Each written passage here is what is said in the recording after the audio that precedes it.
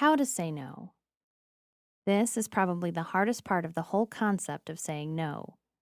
Most people aren't comfortable with saying the actual words, mostly for three reasons. 1. You're afraid of looking bad. 2. You don't like letting people down. 3. You hate conflict. Saying no then becomes a whole lot easier when you realize that people just aren't thinking about you as much as you think. That might seem a little harsh, but keep reading. It's not as bad as it sounds. Most people, when they ask for something, are really expecting a no, even if they're hoping against hope for that yes. More often than not, once they hear that no, they simply move on to the next person on their list. You don't look bad, you haven't let anyone down, and unless you're dealing with a very specific kind of individual, there's no need to expect any conflict at all. And even then, that conflict should be minimal so long as you keep your cool. That said, it doesn't lessen the anxiety, which is why knowing how to say no can go a long way toward making this whole process a lot easier. Here are some quick methods that have been proven to work very well when it comes time to say no. Be quick about it. If the thing you're being asked to do is something that you know immediately you don't want any part of, then there's no reason to make anyone wait for an answer.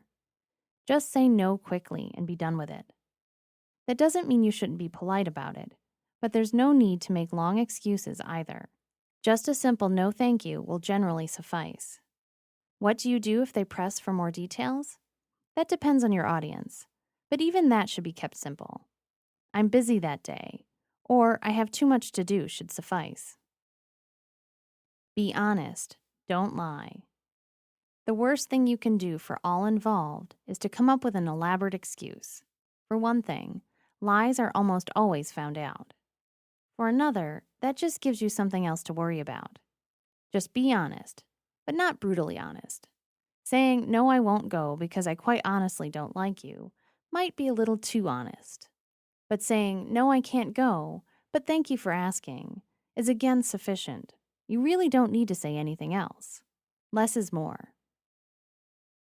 Ask for more time. Sometimes you know you want to say no, but you haven't exactly solidified in your own mind just why that is. This is the ideal moment to say, I'd like to sleep on that, or something similar. This allows you to delve a little deeper. Maybe you need to check your schedule or do a little more research. Do what you need to do in order to satisfy yourself in regard to why you're saying no. A few things to keep in mind. Don't take too long to decide, as that's impolite, and even kind of wishy-washy. And when you do say no, again, keep it simple. There's no need to go back over your long decision-making process. The time was to satisfy you, not them. Suggest an alternative. If you're feeling especially bad about saying no, it might be this was something you really wanted to do, but just didn't have room for in your schedule. Then, help the asker to find an alternative. For example, you might offer to do it later when you have time in your schedule. Or, if it turns out that there was a deadline on this offer and they really can't wait for you, then maybe you can offer a suggestion as to someone else who might be available that would be the perfect fit for the project. Show gratitude. A no always sounds better when you remember to couch it with an expression of thanks. It's really nice of you to ask, but I'm afraid I'm not available that weekend. Sounds so much better than just, I'm not available that weekend. Again, be sincere in your expression. This is an especially valuable tool to use when you're anxious to not burn any bridges with that individual and want to work with them sometime in the future. Don't apologize. Anytime you apologize, you're putting yourself into a weaker position that sounds like you want to either be asked again or badgered into accepting. I'm sorry tends to sound wishy-washy, like you really regret not being able to say yes, which is why it's looked at as not really a no so much as a convince me.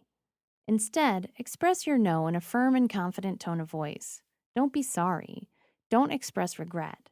Just say no in simple terms.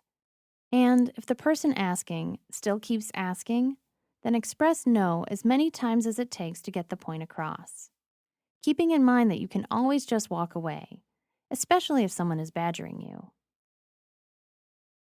Soften your language. No is about being in control, but not about expressing dominance. There's a fine distinction. When saying no, be kind and respectful. Try the sandwich approach by saying something positive, then saying no, and then saying something positive again. Something along the lines of, "That sounds like a great project. While I can't help you with that, I appreciate your thinking of me," works really well. Refer to your commitment to others. When you're overbooked, it should be easy to say no outright, but even that can be a challenge. In this case, you want to again just go with honesty. Let the other person know that your schedule really doesn't allow for new commitments. Confine your feelings. No matter what you do, you're going to want to rein in the emotions. This isn't the time or place to get upset. In fact, the more emotional you are, the more likely this refusal is going to turn into that conflict that you are trying so hard to avoid. Do what you can to keep things level and unemotional.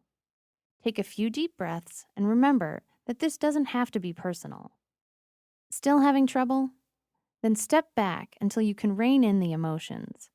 Tell the other person that you need a minute, or ask if you can get back to them tomorrow. That gives you the space you need to separate yourself emotionally from the situation so that you can give a calm and clear no. Realize it's not just you saying no. Sometimes the best approach is to take a step back out of the situation entirely. This isn't you saying no, because you're only acting as a representative of your family or your company. This keeps the no from feeling personal and takes a situation away from, "I am not able to make that commitment to you," over to, "Our company is not able to make that commitment to you." By acting as a representative, you can gain some much needed emotional distance from what might be an uncomfortable situation. Practice. As with anything, saying no gets easier the more you do it. To make the dialogue easier, practice saying no at home. Then, bump it up to saying no on small things that don't matter as much. Once you're more comfortable with this change in mindset, it's easier to shift over to the bigger no that you might not have been able to say before. Saying no might seem daunting at first, especially if you're not wired to say no to things naturally.